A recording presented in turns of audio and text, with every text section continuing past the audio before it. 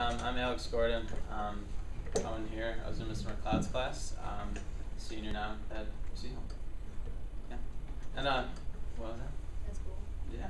And so my presentation is on racism in soccer and why do black players get kicked out of the game.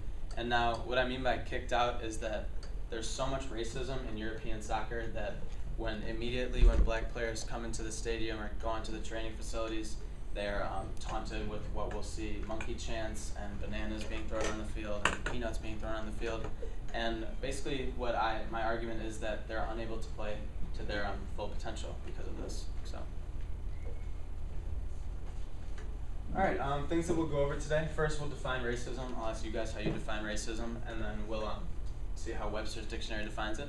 And then we'll go over my thesis statement and my argument. And that's Austin sort of explained it, but that's what this paper is. You take a topic and you pick a side on it. So what you do is you pick a side on it and sort of explain your side and why you think it's right. And then we'll see videos of racial taunts to really see how bad it actually is. And then we'll go over the 3 contributors to racism, which are crowds, referees, and other players. And then also in this whole year-long process for seniors, you have to do a community service project, which I thought was really cool. So we'll go over what I did for that. Then we'll go over my conclusion, and then I'll take some questions and comments from you guys. So how do you guys define racism? Don't be shy. Like different ethnicities and people coming from different countries and cultures and different colors and religions. So like people not liking them because they're like that? I guess. Like your differences, like when you're different, you're sort of being like rejected. Yeah.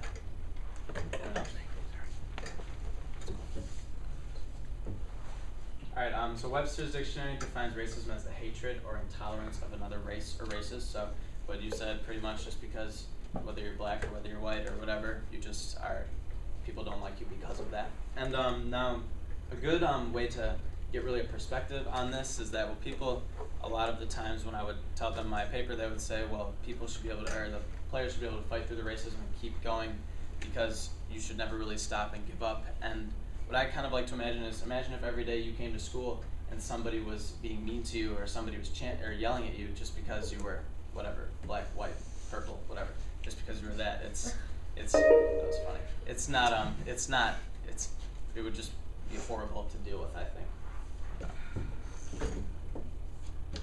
And so my thesis and argument was players of color are unable to play their full potential because they're affected psychologically and physically due to crowds, referees, and other players that continuously shower them with racism. Now here we'll see in this picture is a man giving sort of a monkey gesture to a black player on the field. And over here in the top right is a player giving the Heil Hitler salute. Are you guys familiar with that at all? Mm-hmm. So you guys can imagine the history behind that and how really bad it is to think about what that actually means. And then here in the bottom, a red card. If you're unfamiliar with soccer, a red card is a 2-game suspension in a game. And so this is a referee giving a black player a red card. Pause this. All right.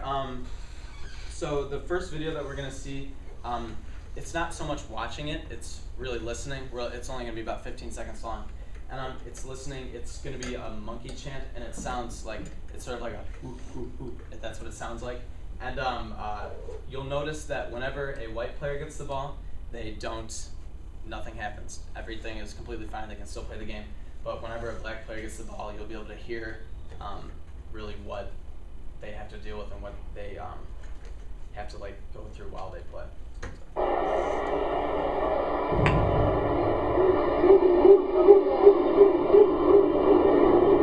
Jimmy Ashley Cole on the other end of the abuse now.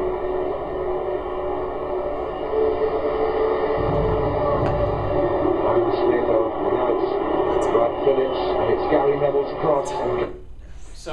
So as you can hear, that's, to me, I've seen this video tons of times, and every time I hear it, I still sort of get shivers and it just really makes me uncomfortable because I couldn't imagine coming into school every day and somebody whenever I walk by them doing that to me, and that's basically what they have to go through all the time. So, next one. Pause that too. And this next video is it's a few stories about racism and 3 specific instances. And what I really want you guys to notice is the the raw pain and emotion that really comes onto the black players' faces, just because you can really see how badly the racism is, and how bad that it's really unfortunate that they have to deal with that. And it talks about some of the high-class players in the world, and even they get affected by it.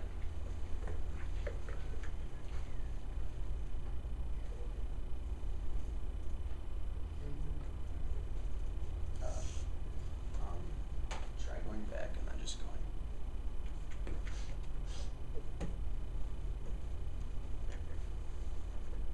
And in some cases be tolerated in 2006.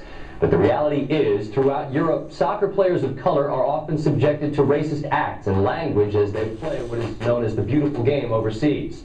The World Cup, the globe's single largest event, begins Friday on ESPN and ABC. And the joy of cultural celebration is tempered by concerns over controlling racist outbursts. Jeremy Schaap on the beautiful game turned ugly.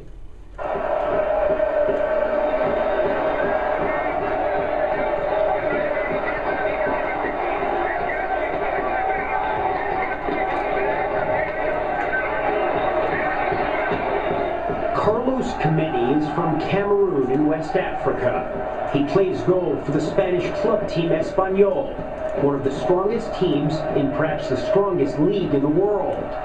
But even fans in his own stadium shower him with racist slurs and bananas. When I see a banana on the field, I think, I'm not a monkey, I'm a human.